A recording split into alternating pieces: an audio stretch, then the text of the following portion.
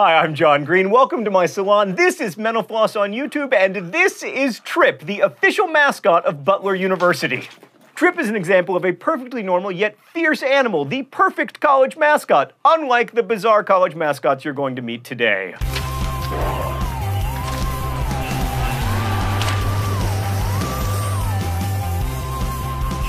When Dartmouth had to replace their Indian mascot in 2003, the students showed great school spirit and heroically voted for no mascot. But then an unofficial mascot named Keggy the Keg emerged. A humor magazine on campus created a huge keg mascot, which started going to all of the football games. He was eventually banned from attending sporting events, but made his return in 2011. Ohio Wesleyan University is home to the Battling Bishops. They've had that mascot since 1925, and apparently the bishop is the perfect representative of Ohio Wesleyan because many church bishops have attended the United Methodist School. You know, Protestant bishops, not real bishops. On a related note, Wake Forest sports teams are cheered on by the Demon Deacon. The origin of this name is still unclear, though some think that it has something to do with Wake Forest originally being a Baptist college. They started out as the Deacons, but that wasn't intimidating enough, so the school got its demon after a historic football victory over Duke in 1923. A physical mascot emerged in 1941. He sometimes rides to games in a motorcycle. Monty, the grizzly bear mascot of the University of Montana, who wears a colorful bandana, also drives a motorcycle into home games. I do not think that mascot heads, by the way, count as helmets, but you know, it's Montana. It's not about safety in Montana, it's about living free or dying. And sometimes living free and dying. Speaking of safety first, the mascot of the Georgia Institute of Technology is a Ford Model A named Ramblin' Wreck. In 1914, students started using the name Ramblin' Wreck for the Ford of one of their deans. In the 1950s, the presence of the car as a mascot became official. Now, different Fords have been used over the years, but the car is at many games and it leads the football team out at home games. It gets along well with the other official mascot of the team, the Yellow Jacket. Really what you want with a mascot, or a mascot combo in the case of Georgia Tech, is to be incredibly terrifying, and I find nothing scarier than being in an ancient car full of bees. Fighting Artichoke is the mascot of Scottsdale Community College in Scottsdale, Arizona. This one emerged from a tiff between the school and the students in the 1970s. Students wanted more of a focus on academics and were disappointed with the administration's choice to build a $1.7 million gym.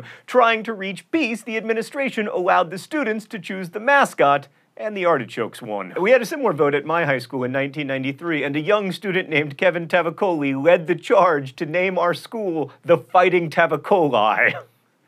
And they won. Anyway, although the artichoke name stuck, the color choices of pink and green did not. The artichoke these days is known as Artie. Similarly, the North Carolina School of the Arts has the Fighting Pickles as their official mascot, despite the school not actually having an athletic program. This one also came from a student poll on what to name the mascot. Freaking democracy is always ruining everything. This stuff never happens in China. It's always like the Beijing Southern College workers striving together for further cooperation. I feel a little bad, but nobody can watch this in China thanks to the Great Firewall. If nothing is more intimidating to you than a giant cob of corn named Colonel, you should consider attending Concordia College, where the mascot is the Cobbers. Which is, of course, missing a tremendous opportunity, because if you love corn, you should be called the Corn Doggers. The name comes from when one of their rival schools in the 1800s, Hope Academy, used to call those attending Concordia College corn cobs, poking fun at the rural school. The school's best-selling t-shirt, by the way, contains the phrase, "Fear the ear." Speaking of which, I sure fear those ears. I mean, they can hear everything. Okra is the unofficial mascot of Delta State in Mississippi, but it's way more popular than the actual mascot, the Statesman. I mean, the Fighting Okra has appeared on the Food Network and The Late Show with David Letterman, whereas the Statesman is only in, like, Congress. All he can do is tie up his opponents in committee meetings. Okay, last vegetable mascot, I promise. Students at the University of Louisiana at Lafayette cheer on their Ragin' Cajuns with Cayenne, a giant hot pepper who attends the games. The school's website explains, a Ragin' Cajun is not a person or an animal, but a feeling that describes a unique way of life. So if it's a feeling, allow me to use it in a sentence. When I think of the University of Louisiana at Lafayette,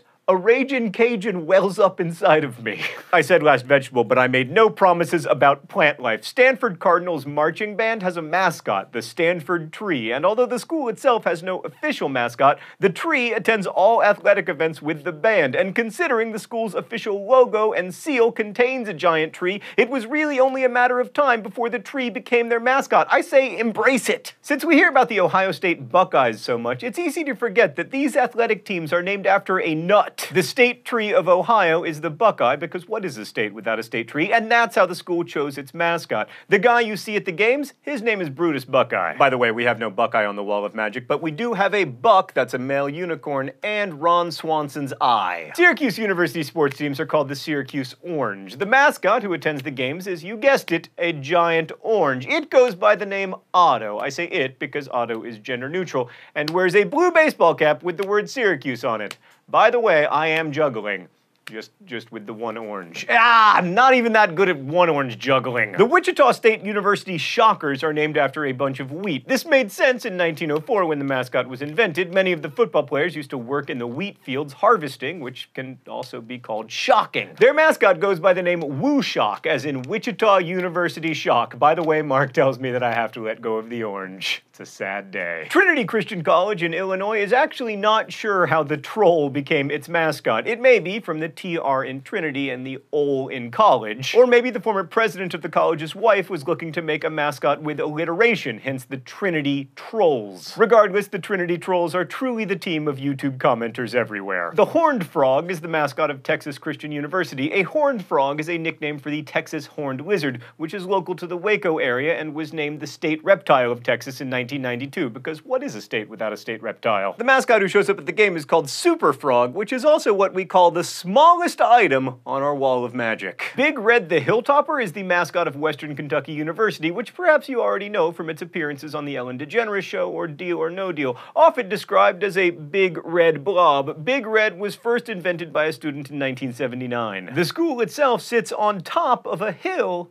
hence the nickname Hilltopper. University of Akron athletic teams were named the Zippers in 1927. The name came from a particular rubber overshoe which was manufactured in the area. In 1953, it was decided that the school needed a mascot, and Zippy the Kangaroo was born out of a student council decision. Why are these things always put to a vote? Webster University invented its own animal for a mascot. It's named the Gorlock, after an intersection near the school's original location in Missouri. The streets Gore and Lockwood Avenues were combined to make Gorlock. The C in lock was dropped, you know, to give it a Dungeons and Dragons vibe. A Gorlock has the paws of a cheetah, the horns of a buffalo, and the face of a Saint Bernard. Both the name and the visual were created, you guessed it, by students in 1984. A eutectic is when solids combine, forming a liquid. It is also the mascot of the St. Louis College of Pharmacy. Originally, the mascot was a dinosaur named Rex, get it? RX? But now his name is Mortimer Monty McPessel. He's giant, orange, and wears a lab coat. The sports teams at Presbyterian College in South Carolina are called the Blue Hose, which came from sports writers who kept referring to the teams by their blue stockings. The mascot itself is called Scotty the Scotsman, who emerged because Scottish warriors used to wear blue. He's giant, naturally, and wields a large sword. At Grays Harbor College in Washington, the teams are called the Chokers. I'm going to quote directly from the school's website on this one. A choker is, quote, the hook affixed to the heavy steel cable that the choker setter loops around the log and attaches back onto the cable.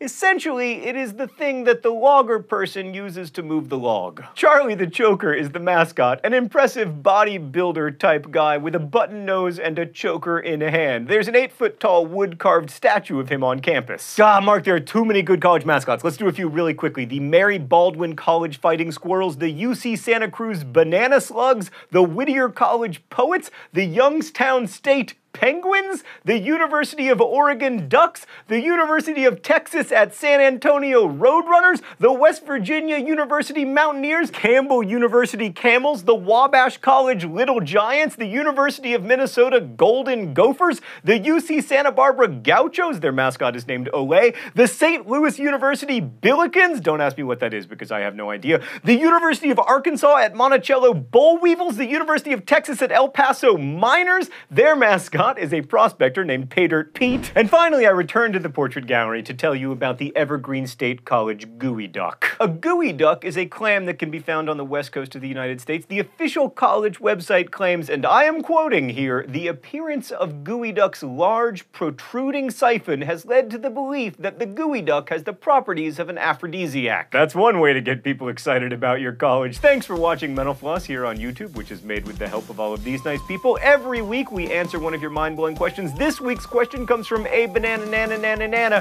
who asks, is 0 odd or even? I don't know, Trip, what do you think? Trip says that it's definitely even. There's a bunch of reasons for this, but one of them is that it's divisible by 2. Anyway, yes, even. Trip is the expert here. If you have a mind-blowing question you'd like answered, leave it in comments. Thanks again to Trip and everyone at Butler University. As we say in my hometown, don't forget to be awesome.